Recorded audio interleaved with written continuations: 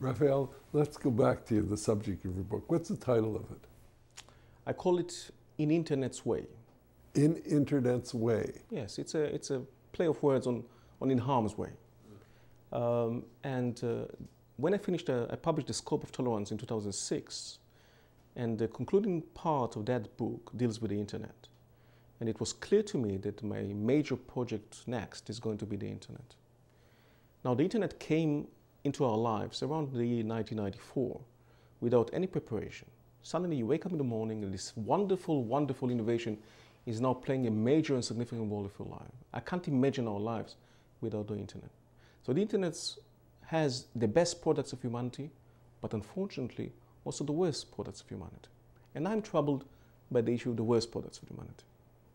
Now, the raison d'etre of the internet, because the way that it evolved, is free speech, freedom of expression. That's the raison d'etre. I would like to put forward, and that's what I do in my new book, that I hope is going to be coming up in 2012 with the Woodrow Wilson Press, is to present to you a different raison d'etre, the raison d'etre of social responsibility. And what I'm talking there, I'm talking about the social responsibility of us as users of the internet, bloggers, for instance, who put stuff into the internet. So you're talking about giving norms of responsibility and duties we have when we use it? Well, I just want to evoke discussion. And I want to present a new paradigm for the internet. I want to bring up the awareness of people that you can highlight the issue of free speech, but not less importantly, the issue of social responsibility. How do you Because some people, when they are on the internet, they adopt a very different persona and a very different way of conducting personal affairs. People are taken on the internet, speaking on the internet stuff they will never dare to say face to face, but they say it on the internet.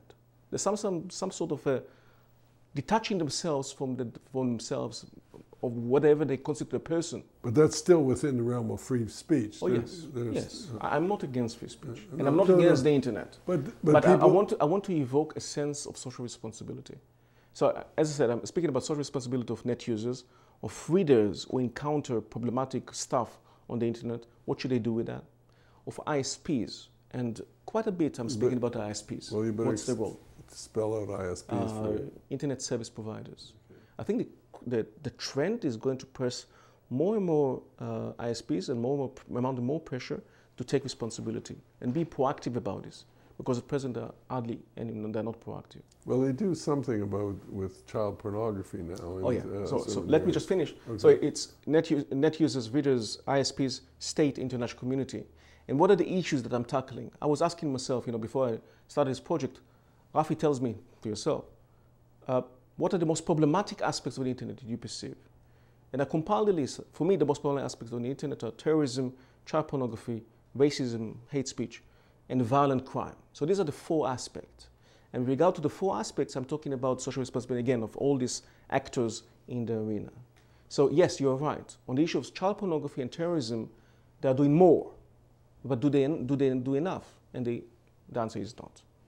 Now, it's a very complicated issue because there are technological hurdles to pass.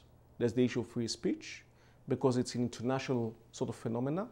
You need international collaboration, because otherwise it'd be futile. They're going just to pop up, you close it to one place if you want to close it to one place, and then open it to another.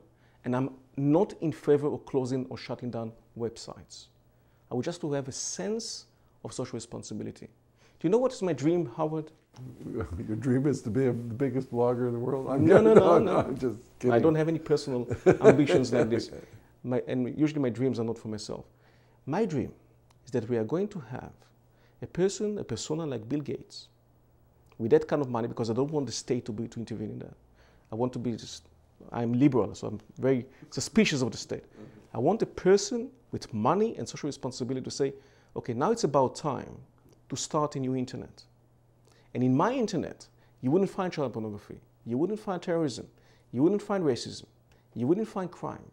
I'm going to take responsibility and see that nothing of this crap is going to be present on the new internet. I call this new internet CleanNet. CleanNet. CleanNet. And now you... Have you proposed it to Bill Gates? Never met him. I would like to. And then you, as a net user, you will have your Explorer or Safari or whatever on your screen, and you'll also have CleanNet. And if you want, you can choose CleanNet. And then you know, here, nothing of this stuff is going to enter. And I think that the way that that's going to use CleanNet are places like the jobs market. I mean, why you should be in the office working on very important research and deal with child pornography or hate? Nothing to do with that. Schools, libraries, they should use CleanNet out of one simple notion: social responsibility. Well, you're on the right station for this, because this is an evangelical Christian station. So some of our viewers will find that very acceptable, because they, of course, dislike all that. Do they have money, some of them? You ask them. Okay. If you have money, please, let's talk. Let's move it forward. I want to have a new solution for this global problem that we have, because I don't want to go back from the internet. I think the internet is going to stay. And I said, it's a wonderful, wonderful innovation. I have nothing against the internet. What I have is great deal is against the abuse of the internet. And I want to stop the abuse, or at least do something about that. Have you found a lot of support for this kind of thing? Well, I'm presenting my studies all over the world, all the time. In getting positive feedback on it? Most of the time, yes.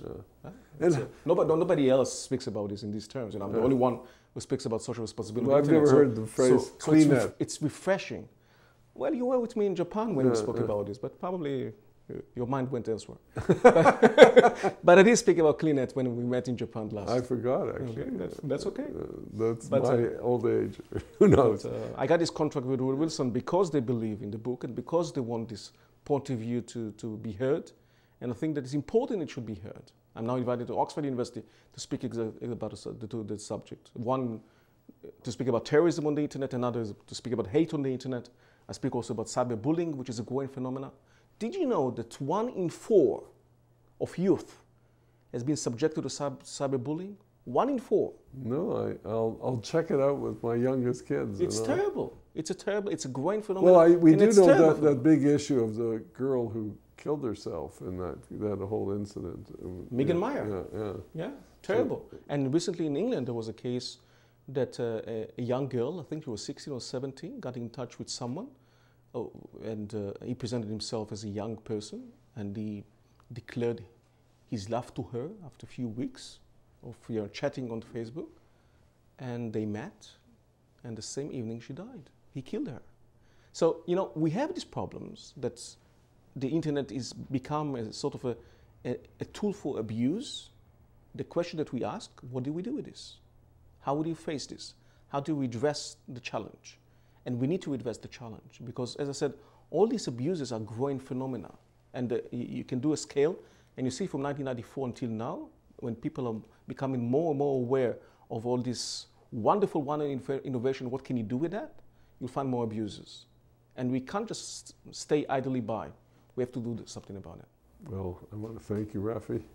Thank you for being on the program, and thank you for articulating that perspective.